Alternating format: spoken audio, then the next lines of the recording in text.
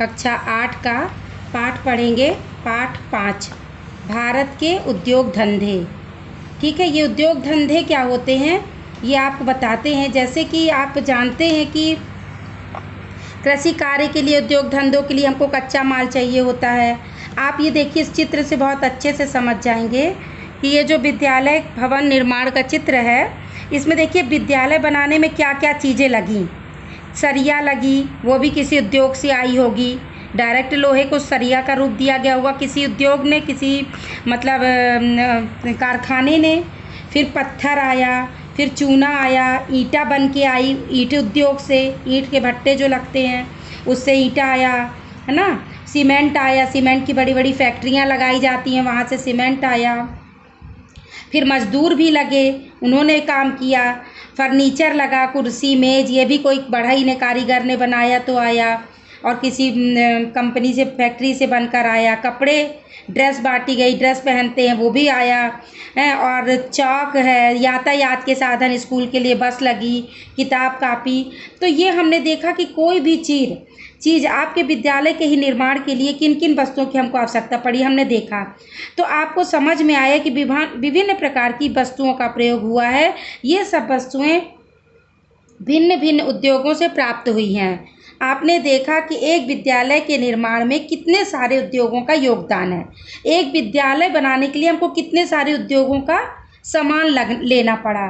तो इसी प्रकार हमें भी अपने जीवन यापन की जो अधिकांश वस्तुएं हैं वो कहाँ से प्राप्त होती हैं?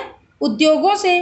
तो वर्तमान समय को अगर हम उद्योग धंधे का युग कहें या देश कहें तो कुछ नहीं होगा, क्योंकि बिना उद्योग धंधे के, बिना कारखाने फैक्ट्री के हमारी आवश्यकताओं की पूर्ति नहीं हो सकती है। अब यहाँ देखिए आप कि उद्योगों की स्थापना प्रायः उन स्थानों पर, उद्योग भी हर जगह नहीं लगाए जा सकते।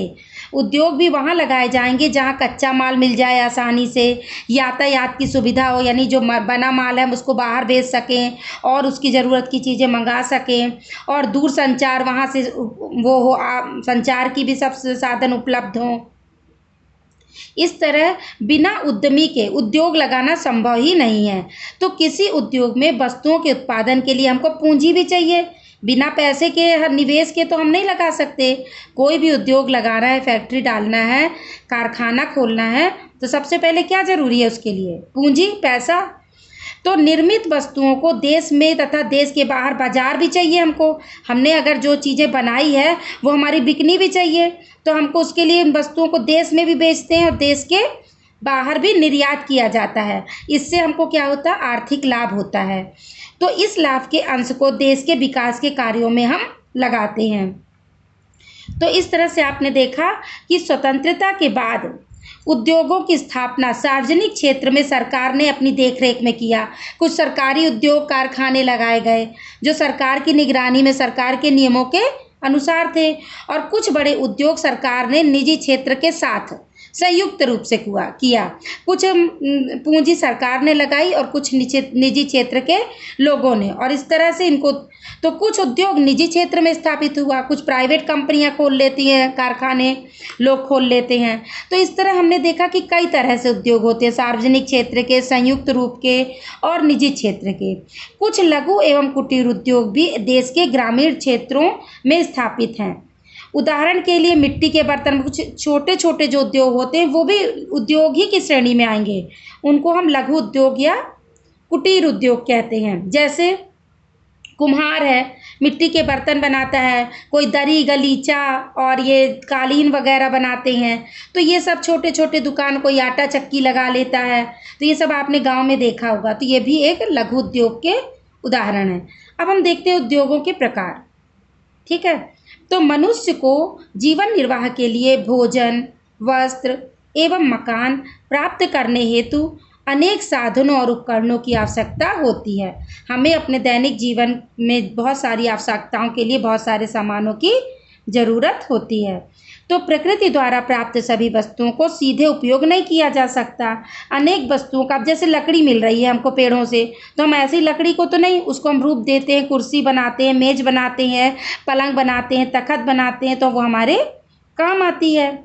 तो वस्तुओं का रूप परिवर्तित करना आवश्यक होता है। इसके लिए उद्योगों की स्थापना की जाती है। वस्तु निर्माण के लिए ही उद्योगों की स्थापना की जाती है।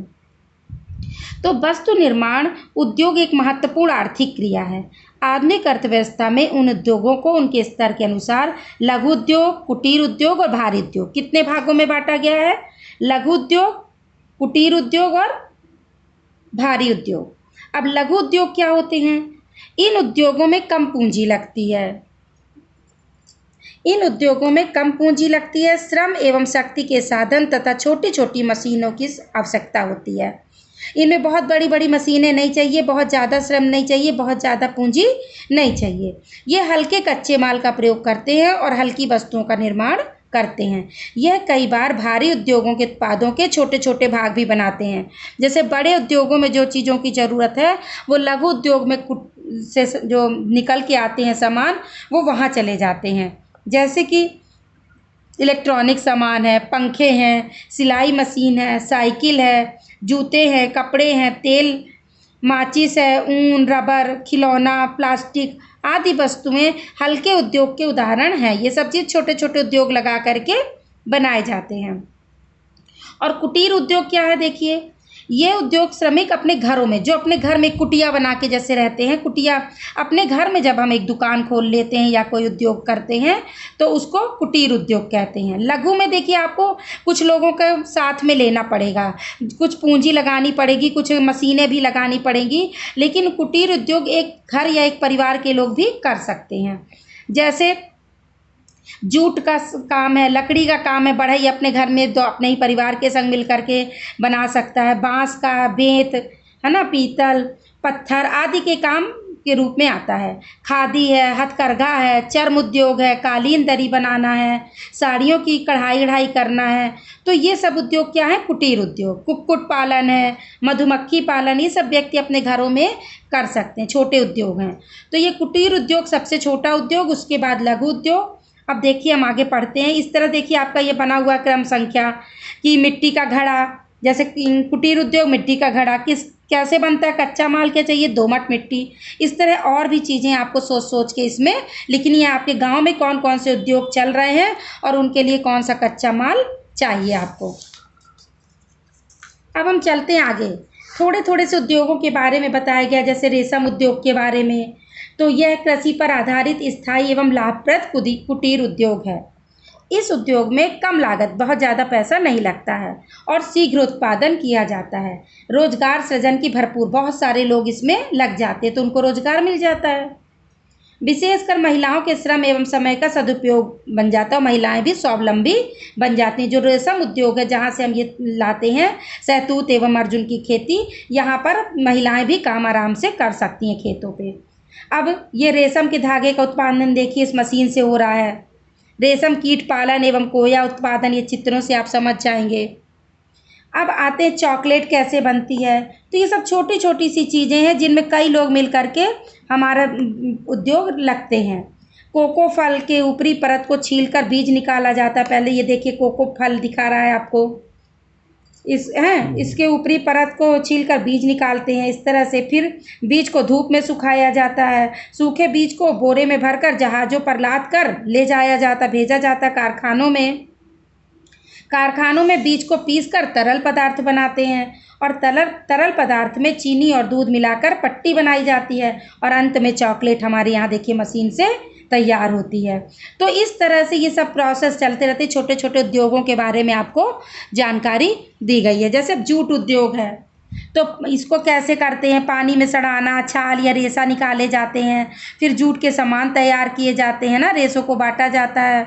इसी तरह देखिए आप चाय के बगीचों में महिलाएं देखिए काम कर रही हैं। चाय की एक एक पत्तियों को चुनती हैं, तोड़ती हैं, फिर सुखाती हैं, है ना।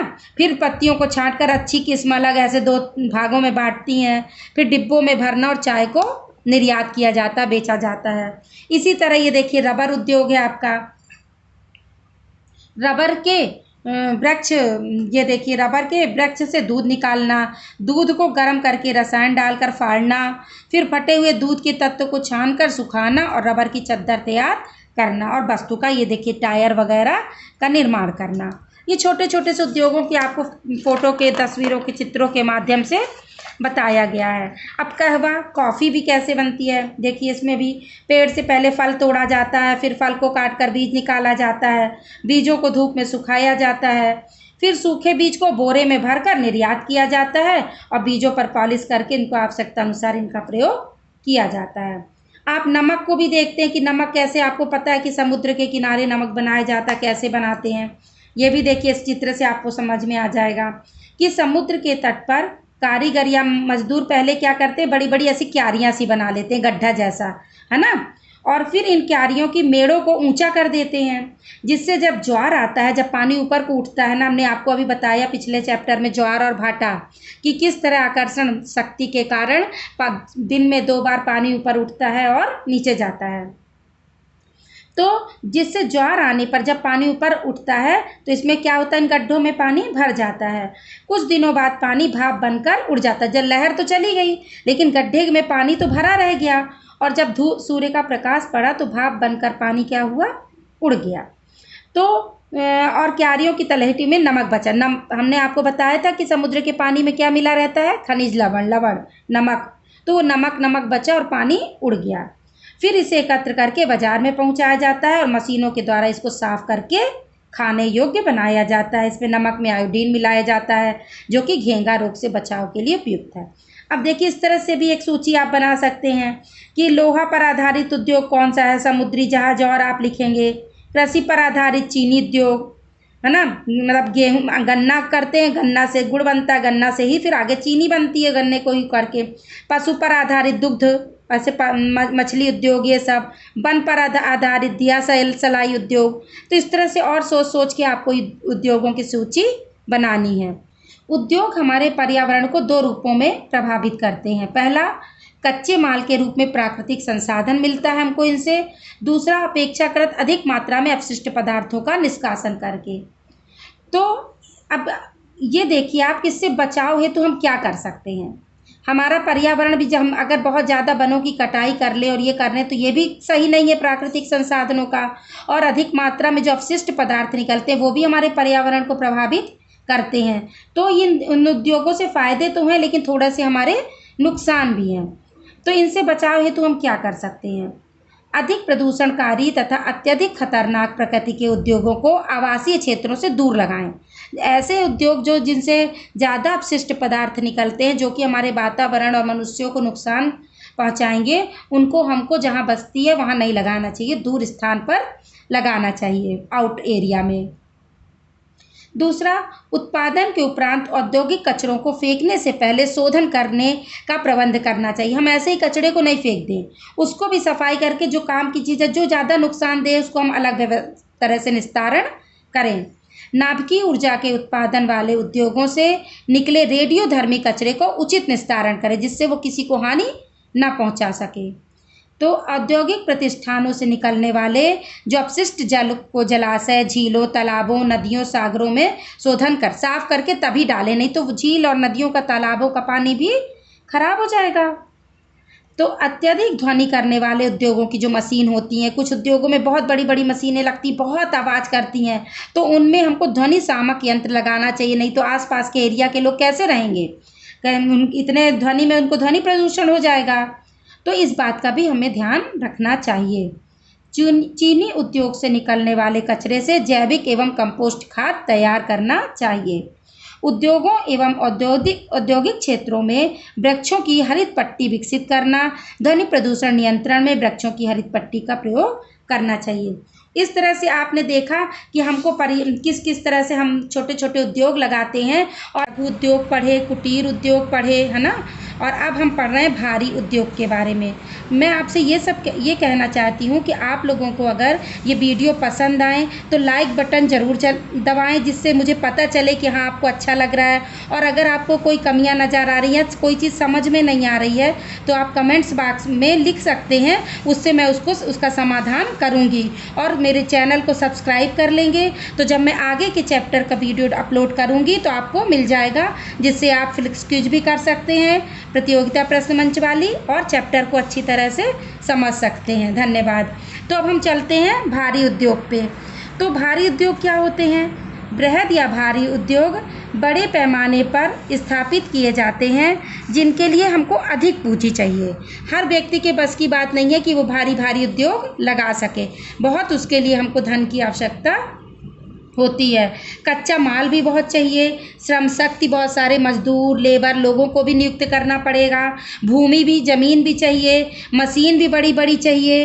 तो अधिक मात्रा में वस्तुओं का उत्पादन करें, ऐसी मशीन चाहिए जब हम इतना सारा पैसा लगाएंगे, इतना सारा वो करेंगे तो उसका उत्पादन भी अधिक हो। तो इस प्रकार के कुछ उद्योग सरकारी एवं निजी क्षेत्र में लगते हैं। सरकार ही इनको लगा सकती है या निजी क्षेत्र से मिल करके संयुक्त रूप में लगा सकती है। इन उद्योगों में लोहा इस्पात है, सीमेंट का उद्योग है, दवाई की फैक्ट्री हैं, रासायनिक खादों की फैक्ट्री हैं, वस्त्र के उद्योग हैं, चीनी उद्योग हैं, बड़ी बड़ी मशीनें जो बनती हैं उनके कारखाने हैं, उद्योग हैं, वायुयान, जलयान और मोटर गाड़ी, इन सब के उद्योग हैं, रेल के इंजन, डिब्बे, इन सब बनाने के उद्योग है, कारखाने हैं, है ना।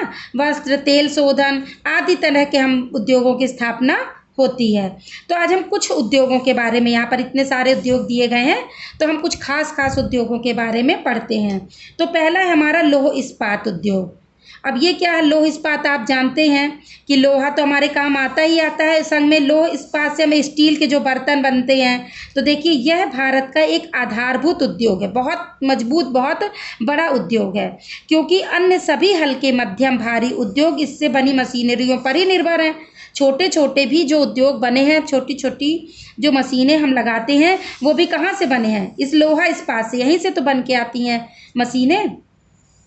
तो भारत में टाटा आयरन एवं स्टील कंपनियां जमशेदपुर में है, झारखंड आयरन स्टील कंपनी इसको, और पश्चिम बंगाल में ये सब निजी क्षेत्र, छत्तीसगढ़ में भिलाई में है लोहा का इस्पात कारखाना, पश्चिम बंगाल में दुर्गापुर में, आंध्र प्रदेश में विशाखापट्टनम में, तमिलनाडु में, ये सब जगहों पर सरकारी और निजी क्षेत्र के लोह इस्पात के उद्योग हैं। अब ये देखिए कि लौह अयस्क से लौह इस्पात बनाना कैसे बनता है। तो जो लौह अयस्क होता है उसको हम ऊंचे तापमान पर, बहुत सारा टेम्परेचर, बहुत तेज़ टेम्परेचर पर उस धातु को क्या करते हैं, गल करके अलग हो जाती है। जब खूब तेज़ ताप में लोहे को गलाते हैं तो वो लोहे की धातु जो है गलकर अलग हो जाती है, जिसे सांचे में ढाल दिया जाता है। जिस भी शेप में हमको आकार में उसको देना होता है, हम उसके ढांचे में, उसके खांचे में उसको डाल देते हैं पिघली हुई धातु को। उसमें कार्बन, क्रोमियम, निकिल मिलाया जाता है, जिससे क्या होता है, जंग नहीं लगती। नहीं तो लोहे में आप देखते हैं ना, पानी में बाहर पड़ा रहता है तो उसमें क्या लग जाती है, जंग। इस तरह से हम दूसरे उद्योग पे आते हैं, सूती वस्त्र उद्योग। तो भारत के गुजरात, महाराष्ट्र, मध्य प्रदेश, उत्तर प्रदेश, इन सब राज्यों में हमको क्या देखने मिलते हैं, सूती वस्त्र उद्योग। सबसे बड़ा कहाँ पर है सूती वस्त्र उद्योग? अहमदाबाद। कहाँ पर है? अहमदाबाद। अहमदाबाद सूती वस्त्र उद्योगों के लिए प्रसिद्ध है। वो इसके आसपास कपास उत्पादक क्षेत्र होने से, क्यों यहाँ पर लगा है बड़ा बड़ा उद्योग, क्यों यहाँ पर सूती वस्त्र उद्योग होते हैं? हमने बताया ना कि ये उद्योग वहीं लगते हैं जहाँ हमें कच्चा माल आसानी से मिल जाता है और यातायात की सुविधा होती है। तो अहमदाबाद के पास क्या है, कपास के क्षेत्र हैं, होने से सूती वस्त्र उद्योग का यहाँ पर अत्यधिक विकास हुआ। जब हमें कच्चा मटेरियल मिल रहा है तो वहाँ पर इस चीज़ के उद्योग लग गए। तो अहमदाबाद में सूती वस्त्र निर्माण की लगभग 50 मिलें स्थापित हैं। यह देश का दूसरा बड़ा सूती वस्त्र उद्योग केंद्र है, इसलिए इसे भारत का मानचेस्टर कहते हैं। भारत का मानचेस्टर मतलब मेन जगह क्या है? अहमदाबाद, है ना। यहाँ पर मेन सूती वस्त्रों का उद्योग, सबसे बड़ा कारखाना, बहुत सारे उद्योग हैं।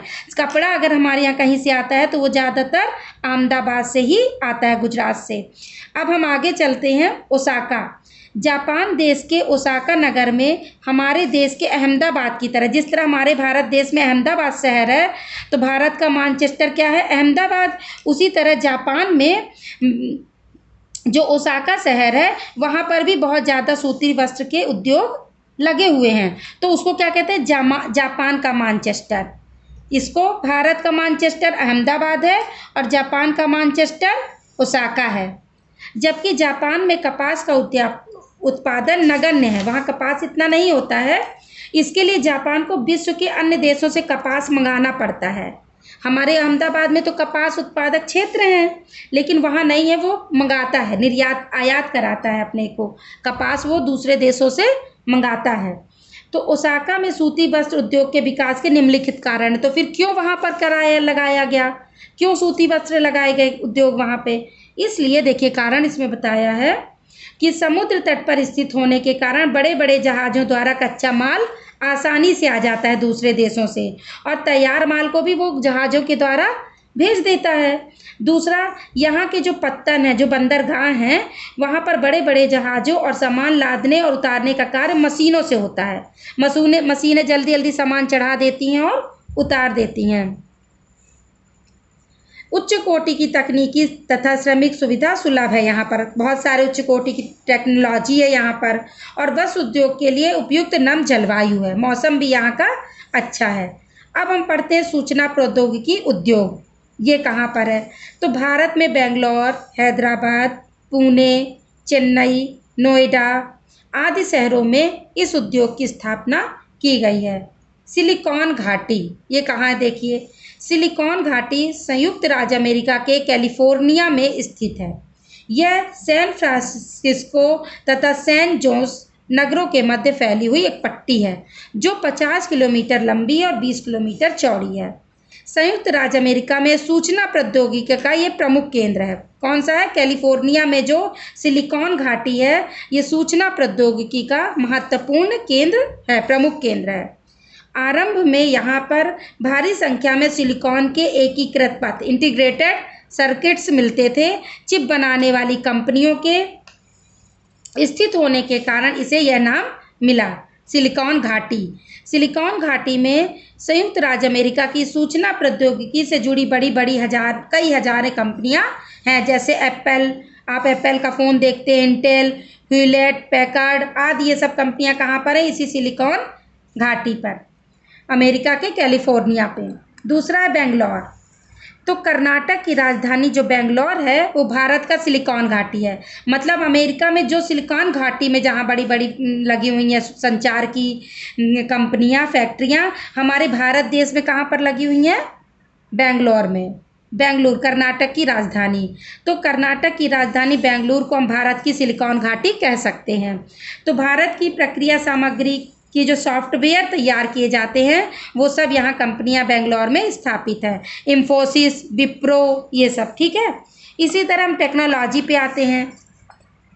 तो टेक्नोलॉजी कंपनियां भी महत्वपूर्ण हैं। विश्व भर में भारत के सॉफ्टवेयर विशेषज्ञों की बड़ी प्रतिष्ठा और मांग है। भारत के सॉफ्टवेयर इंजीनियर जो विशेषज्ञ हैं वो हर देश उनको बुलाता है, अपने यहाँ रखना चाहता है।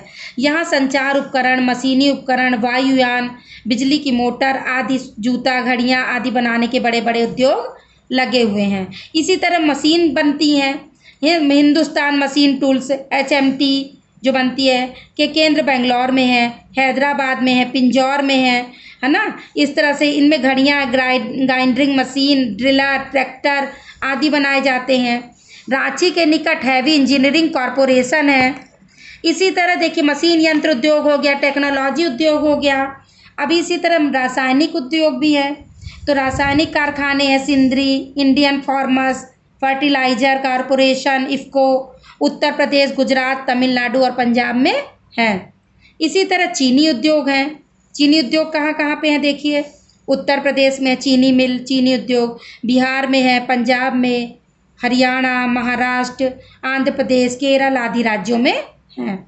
मोटर गाड़ियों के भी उद्योग हैं। ये ज़्यादातर कहाँ हैं? बड़े बड़े शहरों में, कोलकाता में, बॉम्बे में, चेन्नई में, जमशेदपुर में, गुड़गांव में, ठीक है। यहाँ पर गाड़ियाँ, मोटर गाड़ियों के उद्योग हैं। और बिजली की जो भारी भारी मशीनें हैं वो कहाँ बनती हैं? इनके कारखाने भोपाल, रानीपुर, मुंबई, कोलकाता, चेन्नई, बेंगलोर, इन सब जगहों पे हैं।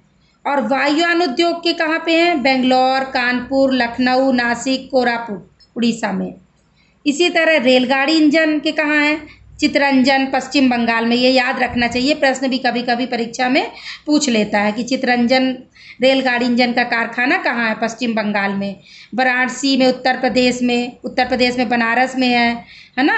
इसी तरह तमिलनाडु में श्रीपेरुम्बदूर में है, कपूरथला में है रेल के डिब्बे जहाँ बनाए जाते हैं। और विद्युत उपकरण, मशीन चलाने के लिए बिजली के सामान के उद्योग भी भोपाल, हरिद्वार, मुंबई, कोलकाता, चेन्नई यहाँ पर मिलते हैं।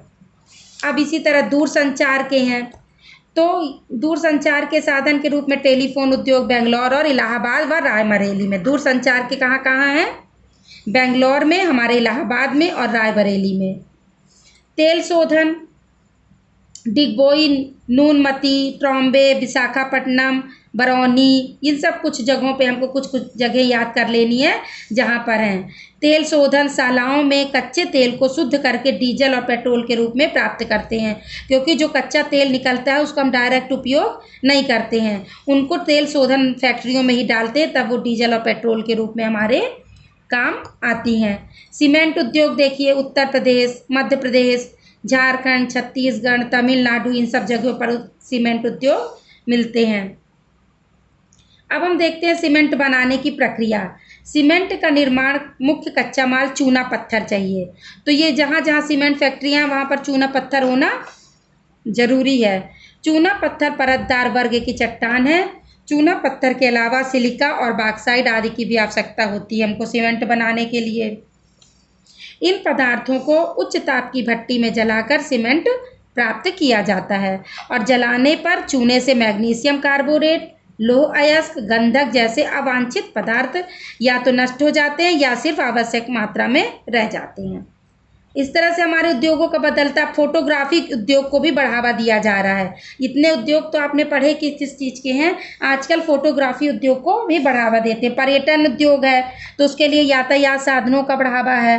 होटल उद्योग भी एक चल गया है, होटल बहुत सारे खुल रहे हैं क्योंकि पर्यटन उद्योग, लोग घूमने फिरने सबके ज़्यादा शौकीन हो गए हैं। सड़क निर्माण के लिए भी कंप्यूटर का, दूरदर्शन, रेडियो, सरकारी तंत्र, इंटरनेट, आजकल इसका जितना प्रयोग होने लगा है, देखिए अब हमारी पढ़ाई ही इंटरनेट से होने लगी है पूरी। तो इस तरह से अब इनके भी उद्योग विकसित होते जा रहे हैं। और अब हम देखते हैं कि उद्योगों की सफलता किस बात पर निर्भर करती है। तो उद्योगों की सफलता, किसी देश में कच्चा माल, वहाँ की बुनियादी सुविधाएं, मतलब उस देश में कच्चा माल हो, यातायात का साधन हो, संचार माध्यमों की व्यवस्था हो और अच्छा बाजार हो। मतलब जो सामान हम निर्माण करें वो खरीदने वाला भी तो चाहिए। मान लीजिए सामान बना लिया और वो बिका ही नहीं तो सब बेकार। तो इसलिए इन सब, और श्रमिक हों वहाँ पर अच्छे मिल जाएं, तो इन्हीं सब बातों पर हमारा उद्योगों की सफलता निर्भर करती है। पहला क्या है? उच्च एवं आधुनिक तकनीकी का विकास हो। दूसरा, कुशल श्रमिक हों, अच्छे श्रमिक हमको काम करने वाले लोग मिले। तीसरा, श्रमिक तथा अन्य लोग शिक्षित हों और अनुशासित हों, है ना। इस तरह अब हम देखते हैं विकासशील देश और विकसित और विकासशील देश क्या है। हमारा भारत कैसा देश है? विकसित है कि विकासशील? हमारा भारत देश जो है वो विकासशील देश है। अभी हमारे यहाँ बहुत विकास होना बाकी है, अभी हम विकास की ओर चल रहे हैं, धीरे धीरे नई नई टेक्नोलॉजियों को अपना रहे हैं। और अमेरिका वगैरह क्या है? विकसित देश है। देखिए यहाँ पर क्या लिखा, आप समझते हैं कि भारत की अपेक्षा जापान में कच्चा माल कम उपलब्ध है। वहाँ भारत की अपेक्षा श्रमिक भी कम है, लेकिन जापान में कुशल एवं शिक्षित श्रमिक हैं, और उच्च एवं आधुनिकी तकनीकी के कारण भारी मात्रा में उच्च स्तर की वस्तुएं बना लेता है। देखो उस जापान के पास कच्चा माल नहीं, लेकिन उसके जो श्रमिक हैं वहाँ सब पढ़े लिखे और टेक्निकल नॉलेज वाले लोग रहते हैं। हमारे यहाँ तो आधी जनता पढ़ी ही नहीं है, इसलिए हमको पढ़ाई शिक्षा पर ज़्यादा जोर दिया जाता है। हमको हर माध्यमों से शिक्षा लेनी चाहिए, नॉलेज लेनी चाहिए, ताकि हम अपना भी विकास कर सकें और अपने देश का भी विकास कर सकें। जापान में बड़े बड़े उद्योग स्थापित हैं। इलेक्ट्रॉनिक्स की वस्तुओं के उत्पादन में तो जापान अग्रणी देश है। औद्योगिक देश होने के कारण जापान एक विकसित देश है। जिन देशों में अधिक मात्रा में उच्च कोटि के उद्योग स्थापित हैं, उच्च शिक्षा भी है वहाँ पर, और जीवन जीने का उच्च स्तर है, उच्च स्वास्थ्य सुविधाएं हैं, उन्हें हम क्या कहते हैं? विकसित देश। तो आपको समझ में आया कि कोई देश विकसित कैसे होगा, कि किस किस पैमाने पर उसको विकसित देश कहते हैं। उच्च शिक्षा हो, जीवन जीने का उच्च स्तर हो और उच्च स्वास्थ्य सुविधाएं हों और बड़े बड़े उद्योग स्थापित हों, तो वो विकसित देश हुआ। जिन देशों में उद्योग धंधों, बेहतर स्वास्थ्य, शिक्षा का पर्याप्त विकास नहीं हुआ है, वे देश अभी प्रयासरत हैं। वो प्रयास कर रहे हैं कि अपनी व्यवस्था अच्छी करें, तो उनको हम कहते हैं विकासशील देश। अपना देश भारत भी विकासशील देशों की श्रेणी में आता है। आधुनिक अर्थव्यवस्था में वस्तु निर्माण उद्योगों का सबसे अधिक महत्वपूर्ण है। ठीक है, अब हम देखते हैं कि आज औद्योगिक अर्थव्यवस्था वाले देशों में संसार का धन एकत्रित होता चला जा रहा है। वो देश ज़्यादा अमीर होते जा रहे हैं जहाँ पर उद्योगों का ज़्यादा विकास है, क्योंकि सभी लोगों को वहाँ रोजगार मिल जाता है, जिसके बल पर वे अपने को विकसित देश कहलाने की परिपाटी बना चुके हैं। विश्व के सभी देश अपने पौरुष और ज्ञान के आधार पर औद्योगिक विकास के लिए प्रयत्नशील हैं। बहुत सारे देशों में औद्योगिक विकास के लिए कच्चा माल, शक्ति के साधन उपलब्ध है, लेकिन प्रौद्योगिकी और पूंजी के अभाव के कारण विकसित देशों की बराबरी वो नहीं कर पा रहे हैं। कच्चा माल तो है, लेकिन हमको वो टेक्नोलॉजी चाहिए और उन उद्योगों को स्थापित करने के लिए उतना पैसा चाहिए। ठीक है, भारत में औद्योगिकीकरण बढ़ रहा है, हमारे देश में भी बढ़ रहा है, लेकिन जैसे जैसे औद्योगिकीकरण बढ़ता जा रहा है वैसे वैसे पर्यावरण भी प्रदूषित होता जा रहा है। अतः सरकार ने कई रासायनिक उद्योगों को लगाने के पहले प्रदूषण प्रमाण पत्र लेना शुरू कर दिया है कि हम ऐसे ही उद्योगों को हम बढ़ावा देंगे जिससे कि प्रदूषण ना फैले और हमारा वातावरण पर्यावरण सुरक्षित रहे। ये चैप्टर आपका ख़त्म हो रहा है। आपको ये कैसा लगा वीडियो, लाइक करके कमेंट्स करके ज़रूर बताएं ताकि मैं आगे वीडियो बनाती रहूं। धन्यवाद।